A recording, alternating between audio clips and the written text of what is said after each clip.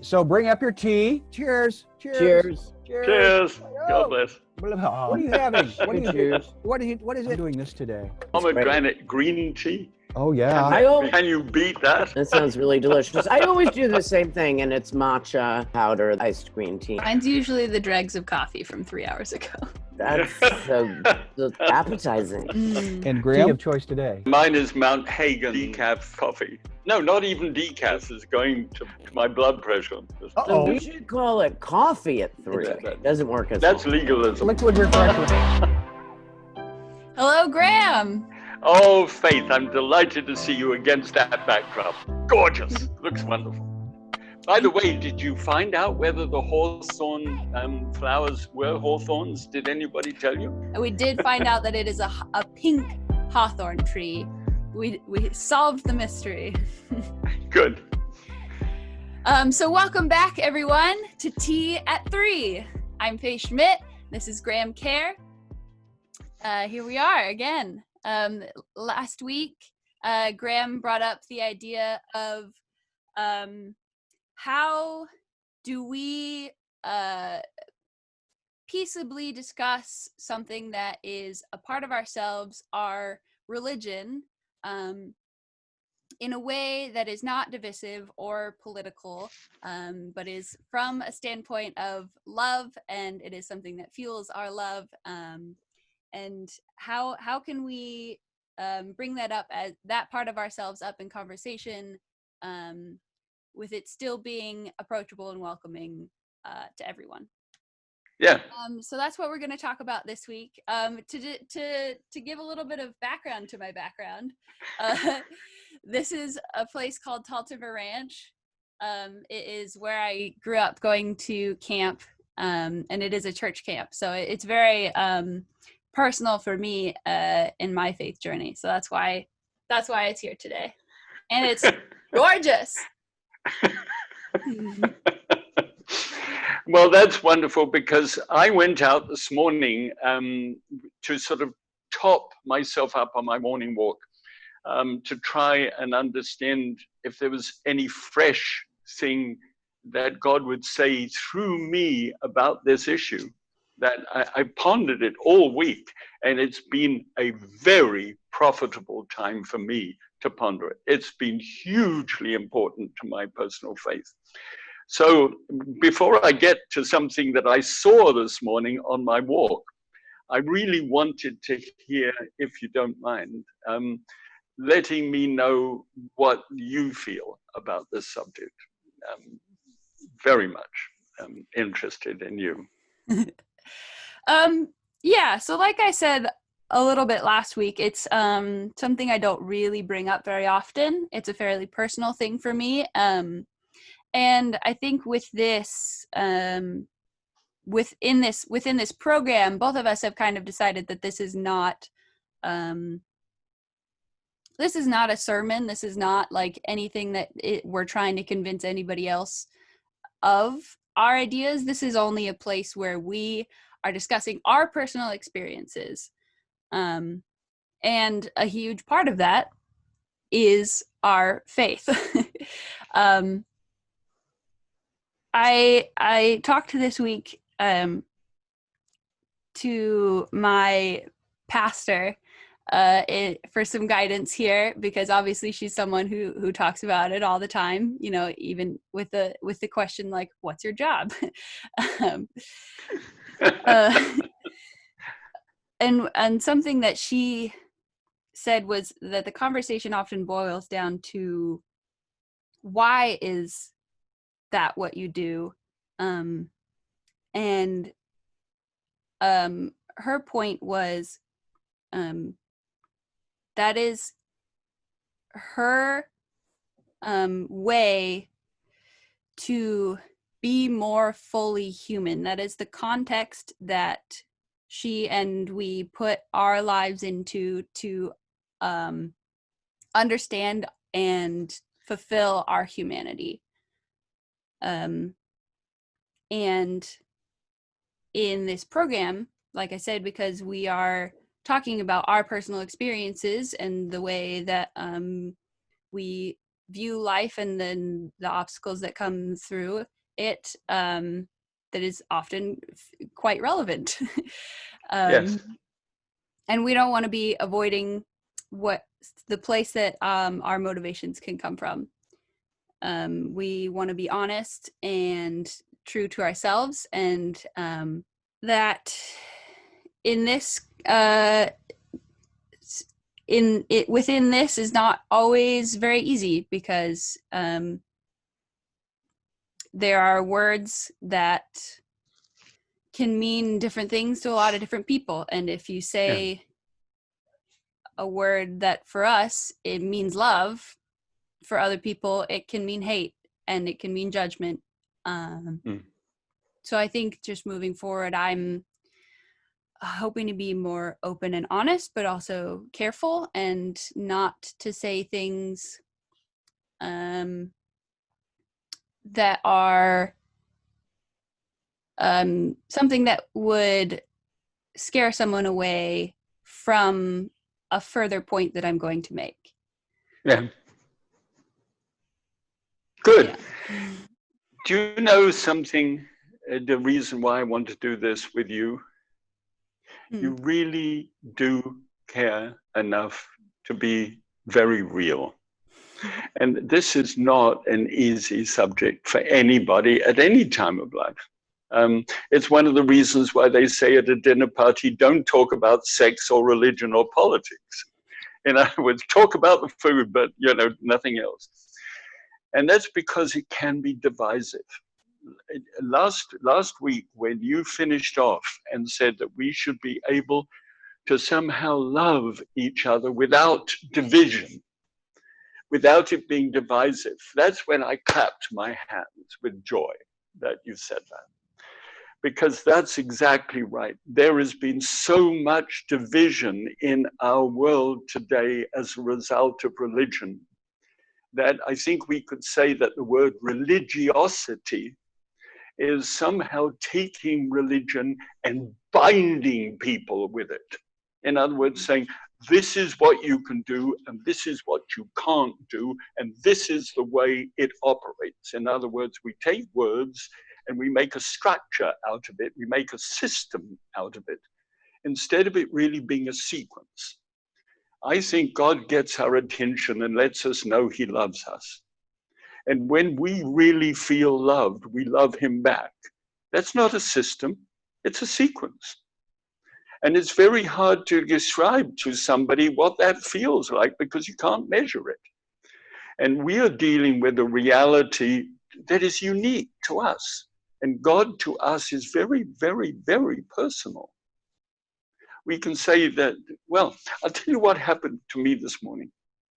I went out for my walk and I came to a crossing in the road, which has been painted with those diagonal yellow lines, that you have when it's for pedestrians only, except in this case, it's for elderly people who are on walkers, and it's just outside what is the assisted living department, where people are more frail. So it's a very important crossing, and it's over a major thoroughfare within the community. Lots of cars go backwards and forwards, all of which have got, they really know that that pathway is where frail people are walking.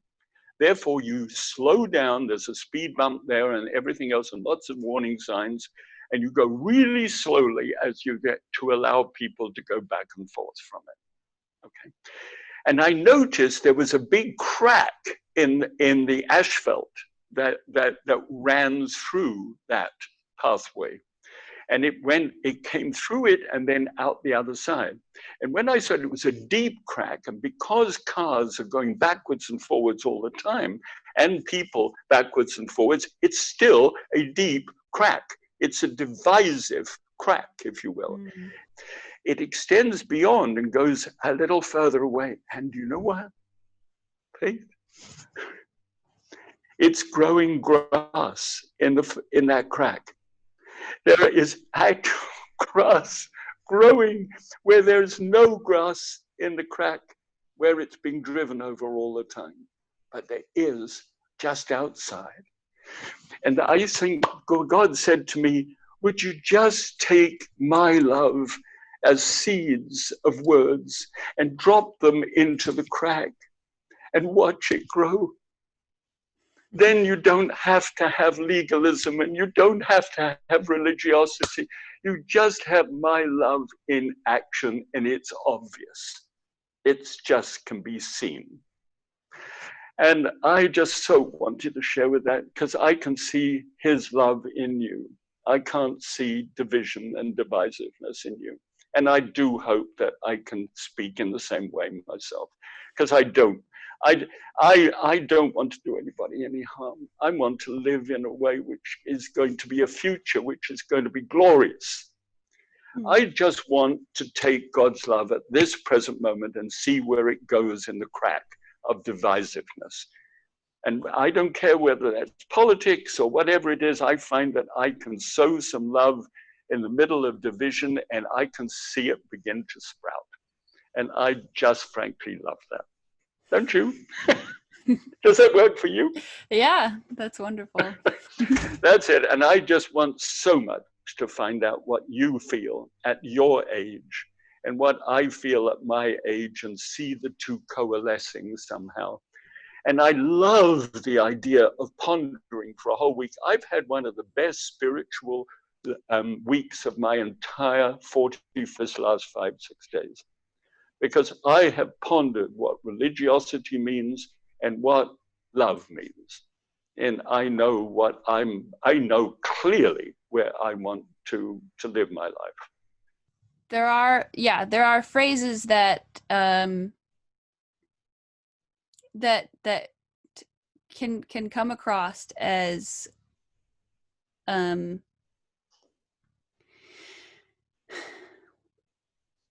unapproachable, I guess. You know what? I don't really know what I'm trying to say, and I think I've already said what I wanted to say earlier. So yeah, and I think you have, and I thank you for struggling with it. You know, there's a wonderful scripture that I just love, which says that a fool is known for the multitude of his words, but a wise man saves some for later. And I think the fact of the matter is that we have knee-jerk reactions to things, and we can feel what we feel, but the words don't seem to fit in as well as they should. And I think you're special because you go right up to it and you can't see those words forming as you want them to form, as you know in your heart you want them to form. So you'd prefer not to say them. Now, I want you to know that on this media and in television and whatever we are seen to be at the moment, there's an awful lot of people who are very accustomed, as I was, to be able to keep on speaking. It doesn't really matter what it is that you say, so long as you don't have a gap. You know, we shouldn't be taking time to literally think. And so because of that, we're so used to the media that we just expect it to be filled all the time. But you don't. You go right up to something that you haven't quite got the words for, and you stop. Boy, do we ever need you as an example in our world today. I mean that with all my heart. So well done.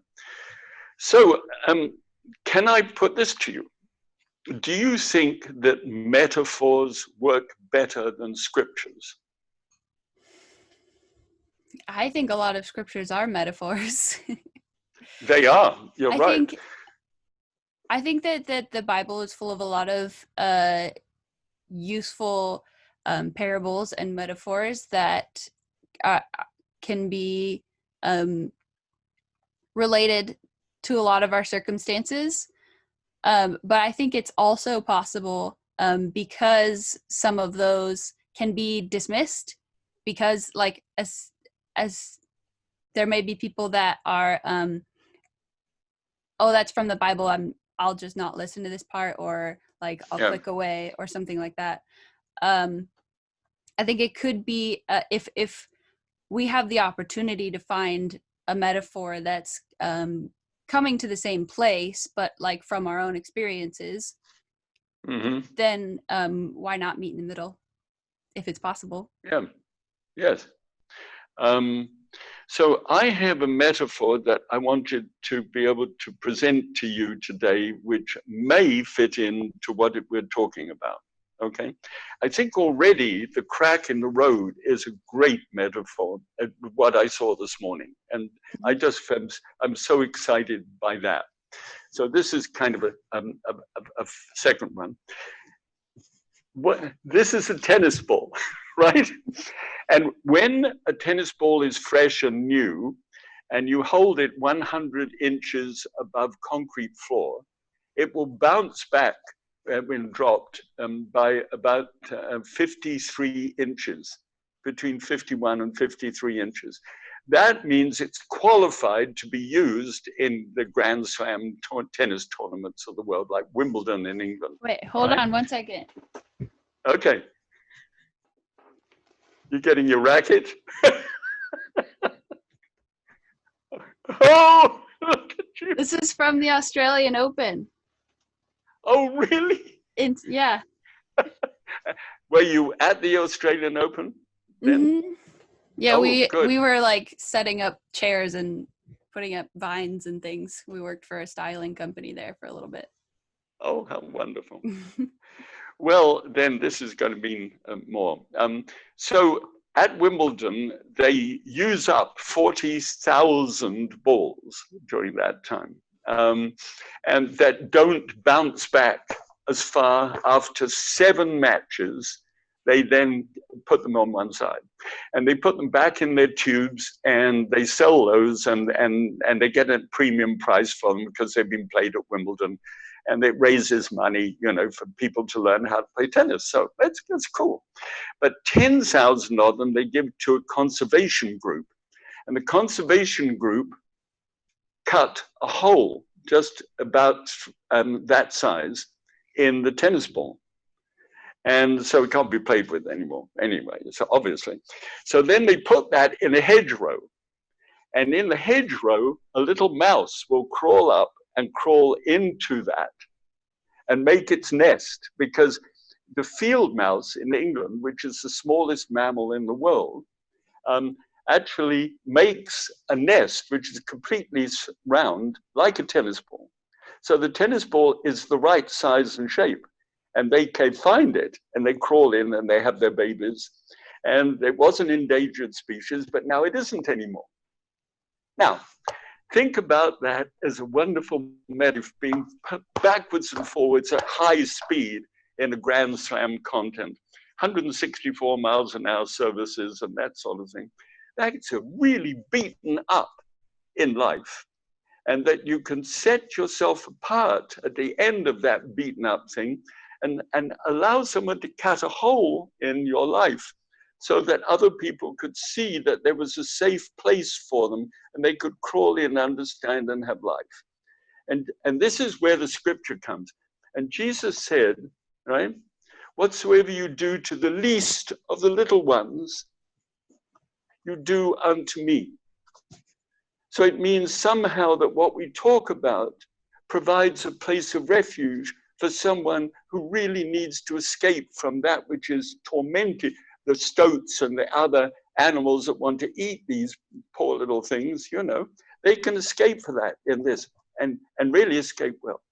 So my life, I think, is to have allowed, I used to be a very public person, and people used to watch me going backwards and forwards across the net. And I, in the end, couldn't bounce that high any longer. And so I was sidelined, put into a tube. And the Lord found me and cut a little hole in me so that I could be a place of refuge, perhaps, in what I spoke about, for people who were in need. And that's all I want. I just love that to be possible. So there's my metaphor for the day. I love that. All right, so you have something brewing in your heart and head with regard to us to discuss and to ponder for this next week. And I'm going to do my knee-jerk reaction. I have no idea what you have in mind, because I find out when I knee-jerk and then give it a week's pondering, I change. because I'm giving it a thing. And you know as well as I do, we've had to talk about religiosity and love at a time when our world is on fire. Not only have we got virus going on and people wearing masks so you can't see their smile anymore or their grimace or whatever's going on their face. All we can see is fires going on, being divided from each other. And the opportunity that we've discussed today together is to sow love in the midst of that. What we should be doing for each other is to love each other in the midst of this and not be forced apart anymore. Anything that forces us apart should be looked at critically as being removed from our culture. Right? Does that make sense? Okay. Yeah. So what are we going to now? Sorry, please go ahead. Go on. Yeah. So a week ago, I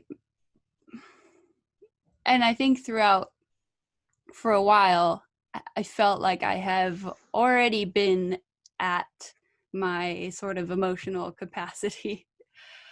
And with things that have happened in the last week, I am extremely overwhelmed. I don't really know how to talk about it or what I can do about it or what my place is. I am aware that I have a lot of privilege, even more so just to sit here and have a conversation with you. And I have no idea what to do. This whole morning I have been trying to think of a next thing to think about and struggling with whether or not to talk about things like protests at all and whether or not I should or shouldn't. I think what the value of this program is that we are sharing our experiences. Mm-hmm. We are in conversation with each other, not to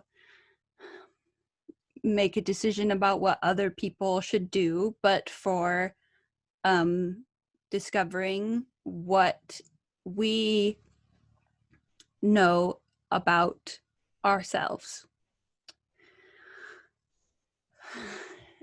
I can't think about anything else right now. So I think that this week I would like to think about what my place is in this.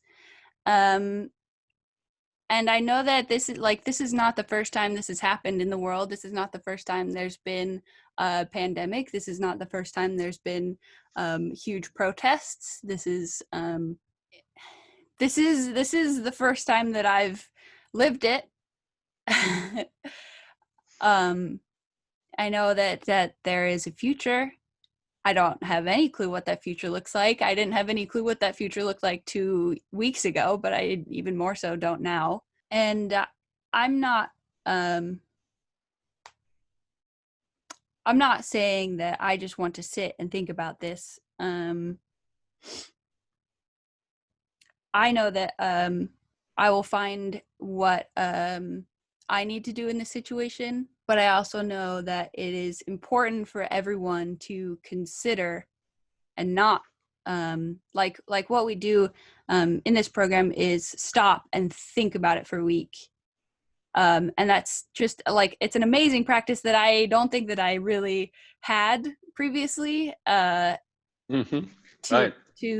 pause and have a good reason to consider something for a long period of time. And what's happening in the world with all the protesting is, I think, something that I need to take a week to think about.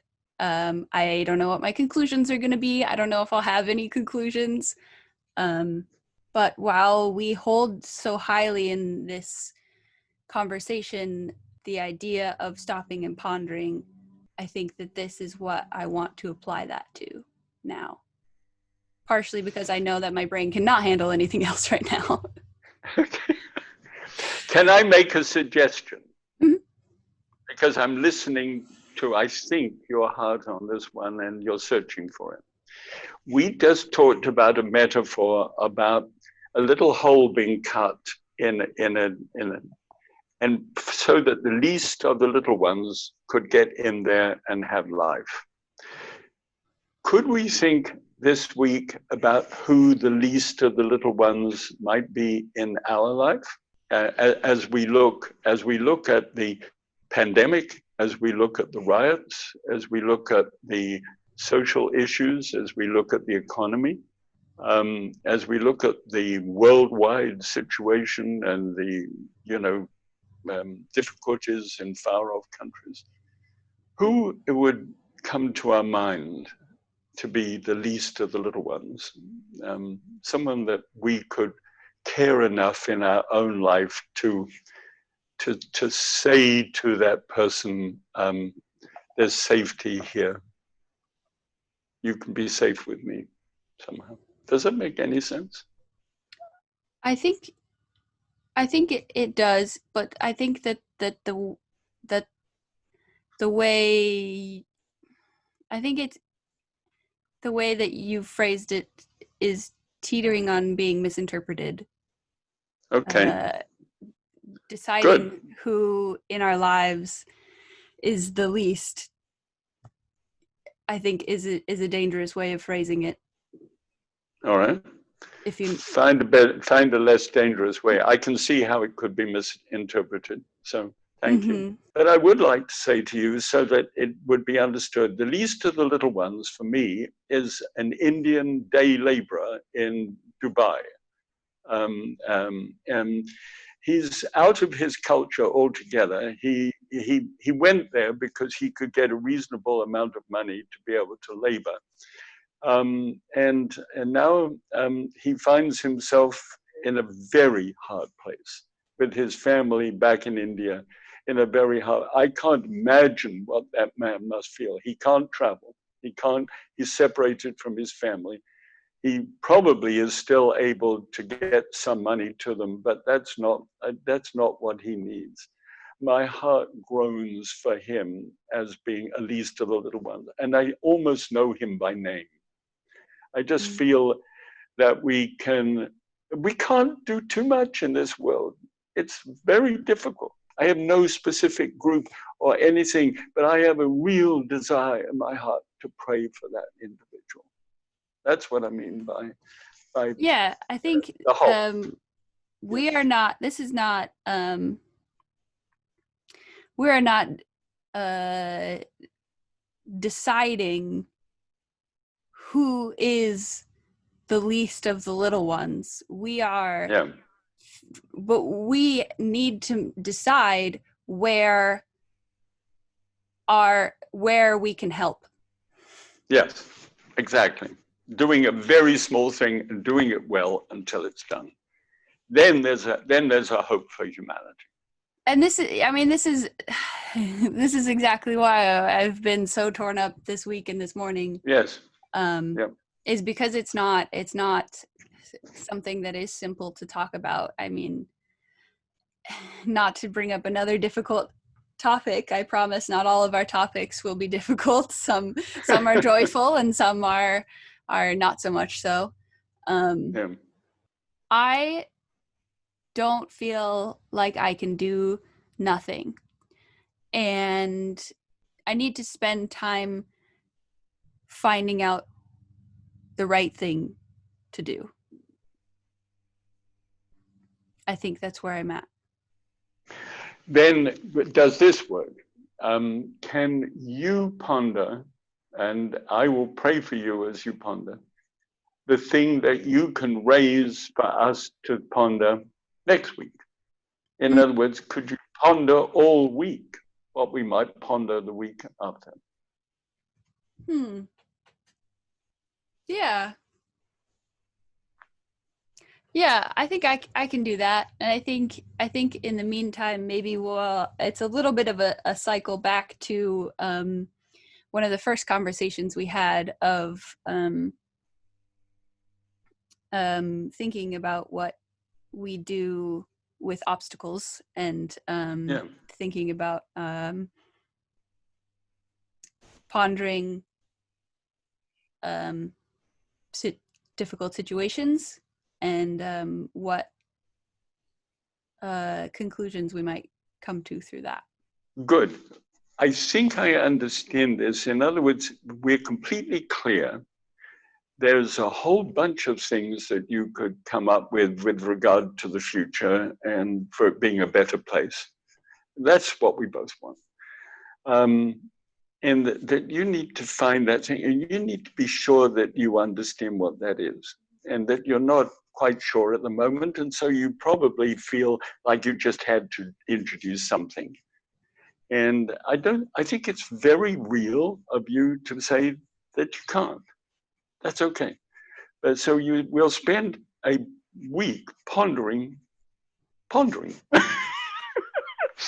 looking for a thing to ponder that is important to you. Yeah. Lovely, darling. Well done. Okay, so this week we will be thinking about the importance of taking a break to ponder situations in front of us when we are kind of underneath a waterfall of events and information. And what one of those droplets can we take and converse more deeply about? Yes, that's lovely. Lovely. Thank you. So thank you so much, everyone, for watching. This has been Tea at 3. I'm Faye Schmidt. This is Graham Kerr, and we'll see you next week. Love you. God bless. So once again, I just wanted to remind you that we are currently sponsored by GK Film, a documentary film about Graham's life. And you can find more information about that at gallopingupstream.com. And in order for this program to move on and become self-sustaining and no longer need that support, it would really help us out if you left a like on this video, left a comment down below, and we also love to read those and keep you guys in our conversations. And maybe share it with a couple of your friends, and go ahead and subscribe if you haven't already. All right, thanks. We'll see you next week.